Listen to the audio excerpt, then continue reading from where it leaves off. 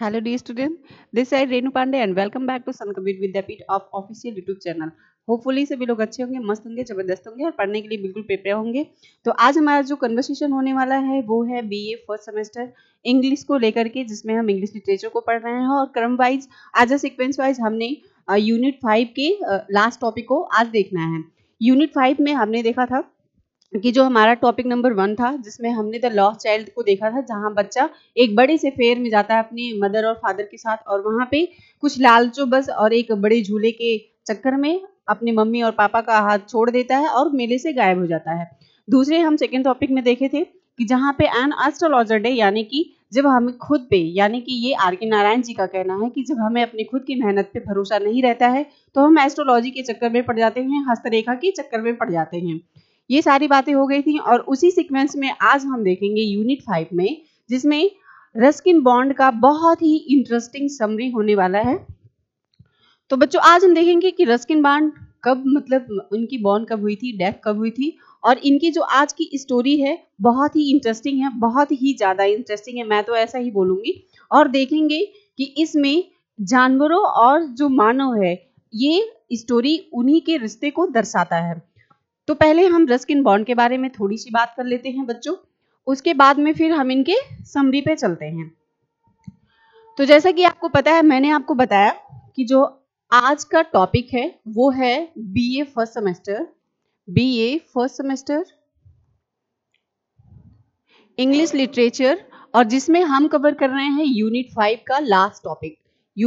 का last topic, जिसमें आप देख रहे हैं रस्किन बॉन्ड।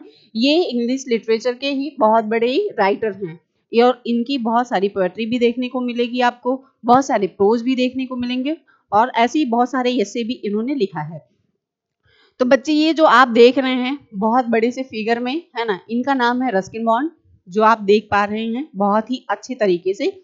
और अगर इनकी हम बात करें कि ये क्या थे, तो ये एक इंडियन एंग्लो राइटर थे, यानी कि एंग्लो इंडियन राइटर भी कह सकते हैं। और अगर इनके हम बॉर्न की बात करें, डेथ की बात करें, और अगर बात करें कि इन्होंने एक नॉवेल लिखी थी बहुत ही ज्यादा अच्छी, जिसके बारे में अभी हम पढ़ने वाले हैं, उसका नाम था the room of the leopard, यानी कि लेपर्ड एक पैंथर, यानी कि कह सकते हैं कि तेंदुआ। लेपर्ड का मतलब अगर आप पता करेंगे तो लेपर्ड का मतलब होता है तेंदुआ, और नो रूम यानी कि कोई जगह नहीं है तेंदुए के लिए, लेकिन कहाँ जगह नहीं है ये हम आगे की समरी में पढ़ेंगे। उसको पढ़ने के पहले हम इनके बॉन्ड को जान लेते हैं। तो बच्चों मैंने आपको बताया कि एंग्लो इंडियन राइटर थे ये। आपको पता है कि जो रस्किन बॉन्ड जी थे वो एंग्लो इंडियन राइटर थे। और अगर इनके बॉन्ड की बात की जाए बच्चों, तो देखेंगे हम कि ये पैदा कब हुए थे, 19 मई 1934 को। और वो कौन सी जगह थी, वो थी कसौली जगह कौन सी थी बच्चों, कसौली जगह थी। और इन्होंने जो नॉवेल लिखी थी, इनकी बहुत फेमस नॉवेल है, वो है the room on the roof, ये इनका नॉवेल है। और आज जो हम पढ़ेंगे वो no room for the leopard है ना। आज जो हम पढ़ेंगे समरी में वो है the no room for leopard, यानी कि लेपर्ड के लिए कोई जगह नहीं है। और बच्चों इन्होंने क्या किया था, रस्किन बॉन्ड जी जो थे, इन्होंने 64 चिल्ड्रन बुक को मतलब प्रोवाइड किया था, इन्होंने लिखा था, ऐसा भी कह सकते हैं कि इन्होंने बहुत सारे चिल्ड्रन बुक को लिखा था। और इनको अगर हम साहित्य अकादमी अवार्ड की बात करें बच्चों, जो आप यहाँ पे देख रहे हैं SSA, जिसको हम साहित्य अकादमी अवार्ड कहते हैं, इसको शॉर्ट फॉर्म में लिखा गया है, ये इनको मिला था 1992 में। और इसी क्रम में अगर हम देखेंगे तो आवर ट्री स्लिंग ग्रो इन द देहरा, ये 1994 में इनको मिला था। पद्मश्री अवार्ड की बात करें तो 2014 में इनको मिला था। और इसी सीक्वेंस में हम अगर देखें पद्म भूषण भी अवार्ड होता है, तो ये इनको मिला था 2014 में।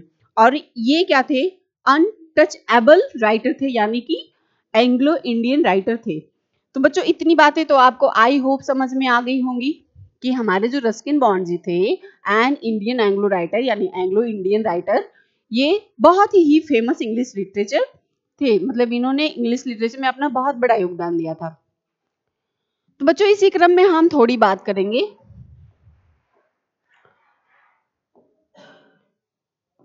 हम थोड़ी सी बात ये करेंगे और देखेंगे कि जो रस्किन बॉन्ड जी द्वारा लिखित ये नो रूम फॉर लेपर्ड है, ये आप देख पा रहे हैं बहुत बड़े से फिगर में लेपर्ड आपको दिखाई दे रहा होगा। और ये रस्किन जी ने अपने खुद की मतलब लाइव इवेंट से जोड़कर ये समरी बनाया हुआ है। और यहाँ पे आप देखेंगे कि इधर ये जो दिख रहे हैं ये सारे हंटर्स हैं, ये सब क्या हैं? हंटर्स। ये उस समय की बात है बच्चों जब जंगल बहुत कम हुआ करते थे और शिकारियों यानी हंटर्स की संख्या बहुत ही अधिक होती थी, तब की ये समरी है। और बहुत ही इंटरेस्टिंग, मैंने आपको पहले ही बताया कि बहुत ही इंटरेस्टिंग ये ऐसे कह लीजिए या समरी कह लीजिए, बहुत ही इंटरेस्टिंग है। और इसी में एक आपको दृश्य देखने को जो मिल रहा है ये मसूरी का जंगल दर्शाता है। ये जो स्टार्टिंग कहानी है ये मसूरी का जंगल है, मसूरी का, यहाँ कह सकते हैं forest of Mussoorie, forest of Mussoorie, यानी कि मसूरी के जंगल की बात कही गई है। अब बच्चों हम चलते हैं रस्किन बॉन्ड के समरी के ऊपर, यानी कि ये कहानी आपको पता हो गया कि मसूरी के जंगलों पर आधारित है। ये जो आपको नैरेटर दिख रहे हैं ये मिस्टर रस्किन है, रस्किन, और इन्हीं के ऊपर ये मतलब अपना स्वयं का बताया हुआ कहानी यहाँ पे इंक्लूड किए हैं। तो रस्किन बॉन्ड क्या है कि इस मसूरी के जंगलों में एक पगडंडियों के सहारे जंगल में भ्रमण करने जाते थे, और भ्रमण करते हुए इन्हें क्या दिखाई देता है वहां पे, जानवरों को इनसे कैसे लगाव हो जाता है, ये सारी चीजें हम अभी डिटेल में जानने वाले हैं। तो आई होप आपको ये चीजें समझ में आई होंगी, आई होप ये सारी चीजें आपको समझ में आ गई होंगी। जैसा कि आप यहाँ देखें कि ये रस्किन बॉन्ड है। सेकंड में आपने देख लिया कि ये उस समय की बात है जब जंगल बहुत कम हुआ करते थे और शिकारियों की संख्या बहुत ज्यादा हुआ करती थी।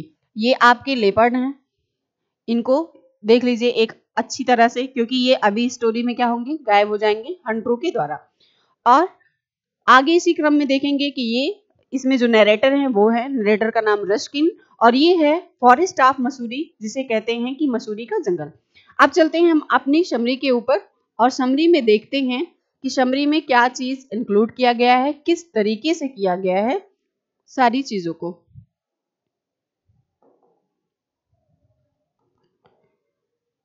तो बच्चों रस्किन बॉन्ड जी जो थे वो बहुत ही अच्छा एंग्लो इंडियन राइटर थे, और अगर उसी क्रम में हम बात करेंगे तो हमें देखने को मिलेगा कि जो रस्किन बॉन्ड जी थे उनके बहुत सारे फेमस नॉवेल भी आपको देखने को मिल जाएगा। जैसे यहाँ देख रहे हैं कि रस्किन बॉन्ड जी जो हमारे हैं ये एक टाइप के क्या थे, ब्लॉगर्स भी थे, है ना, लॉन्ग टाइम रेजिडेंट्स भी थे।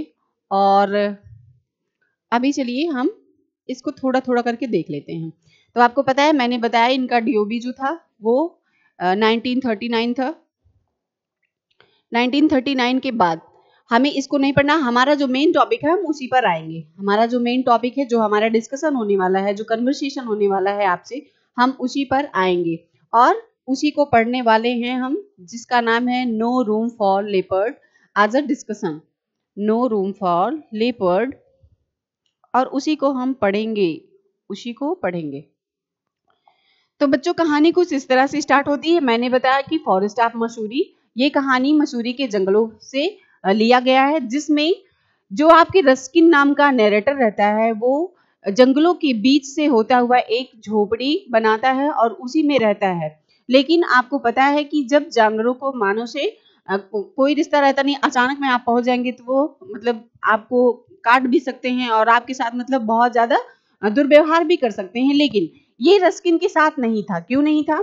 क्योंकि जो मैंने आपको इसके पहले फिगर दिखाया ना फॉरेस्ट ऑफ मसूरी का, उसमें आपको समझ में आया होगा कि जो पतली सी पगडंडी सी ऐसी रास्ता बना हुआ था, उसी पगडंडी के रास्ते से ये जो यहाँ का नैरेटर था जिसका नाम था रस्किन, वो डेली जंगलों में जाता था।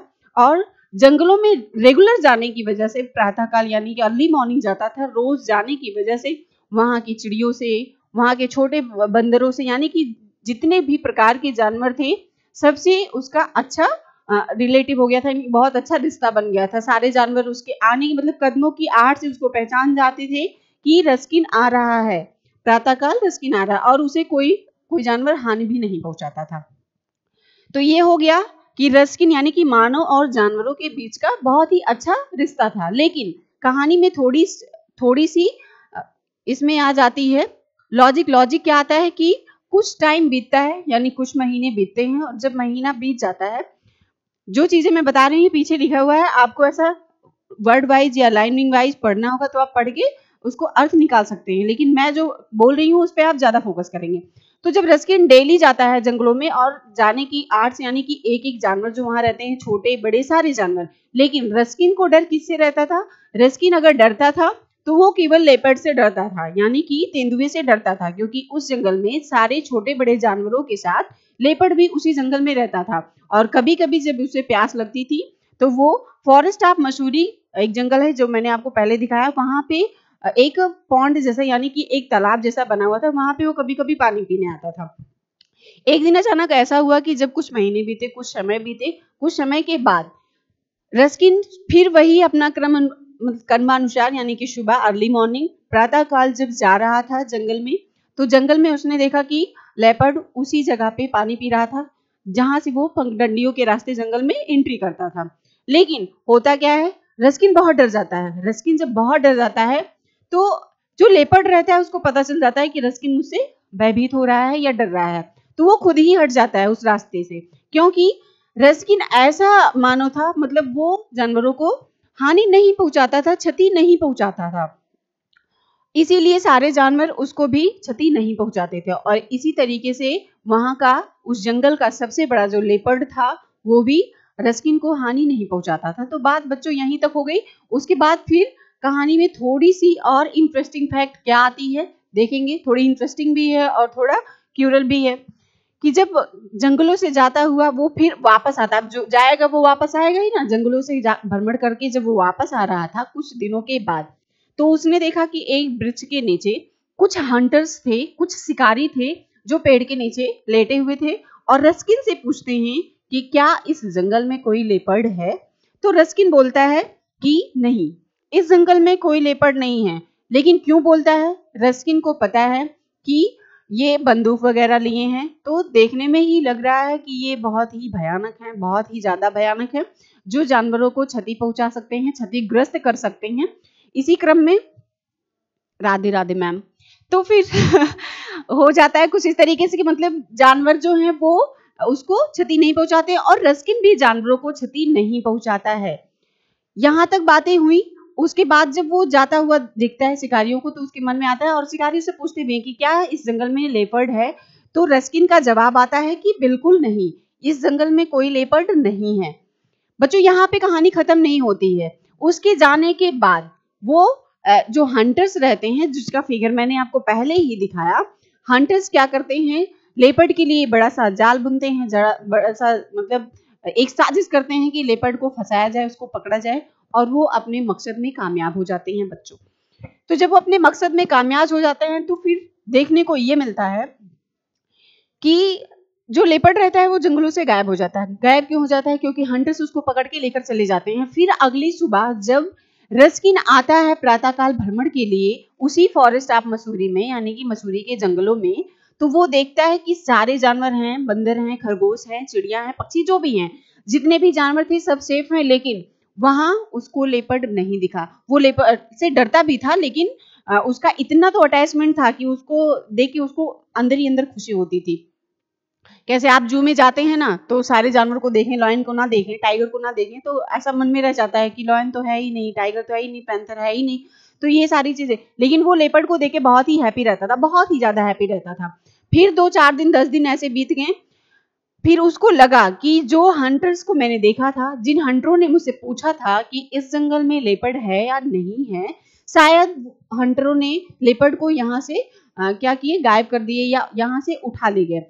फिर कुछ टाइम बाद, मतलब समय बीतता जा रहा है, वो परेशान होता रहा है, जंगलों में उसको लेपर्ड नहीं दिखाई देता है, जबकि पूरे जंगल में एक ही लेपर्ड था, नहीं दिखता है बच्चों। तो फिर क्या होता है कि वो मतलब ऊंची पहाड़ियों पे जाता है जहां पे हंटरों का घर रहता है, जहां पे उन लोगों का बना रहता है, ऐसा झोपड़ी वगैरह जो भी होता होगा, वहां पे बना रहता है। वहां पे वो जाता है और देखता है। जब देखता है, क्या चीज देखता है और देखकर डर जाता है कि एक बड़ी सी मचान बनी रहती है ना, और वहां पे लेपर्ड का शरीर का छाल ऐसे पड़ा रहता है। फिर वो जान जाता है कि हंटरों ने हमारे लेपर्ड के साथ बहुत ही गलत किया है, बहुत ही ज्यादा गलत किया है। उन लोगों को ऐसा नहीं करना चाहिए था। मेरे ना करने के बावजूद भी ये लोग उसको पकड़ के लाए और उसके साथ बहुत ज्यादा क्षति पहुंचाई।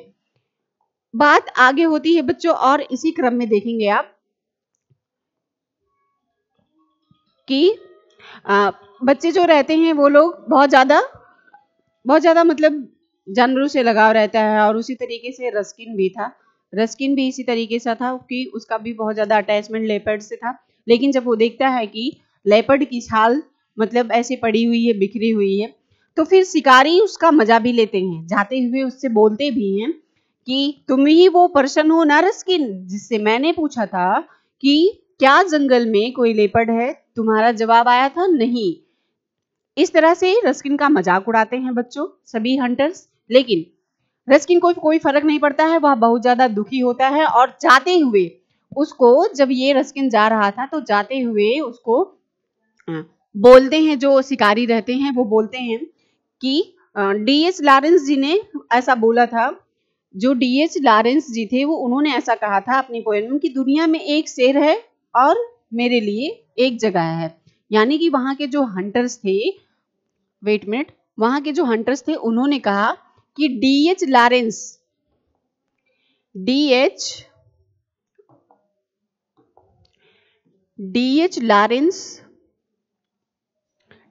लॉरेंस द्वारा एक पोयम है या एक पोएट्री कह सकते हैं कि इस जंगलों में, फॉरेस्ट ऑफ मसूरी में, या तो मेरे लिए जगह है या तो फिर जानवरों के लिए। यानी दुनिया में एक शेर और मेरे लिए जगह थी।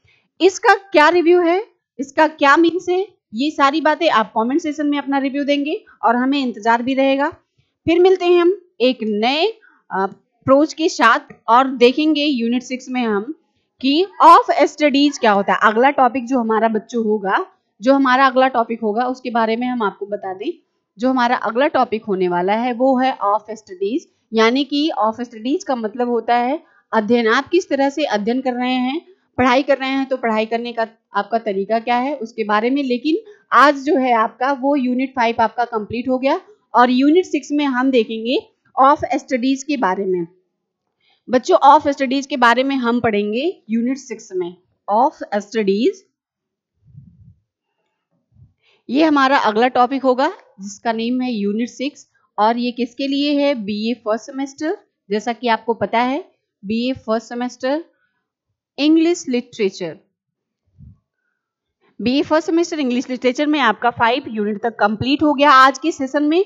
अगले सेशन में हम यूनिट 6 को पढ़ेंगे जिसमें हमारा टॉपिक होगा ऑफ स्टडीज, यानी कि पढ़ाई करने का अध्ययन या अध्ययन करने का तरीका। इसमें हम बहुत सारी चीजों को सीखेंगे। तब तक के लिए बने रहिए संत कबीर विद्यापीठ के साथ। Thanks for watching this video. All the best everyone.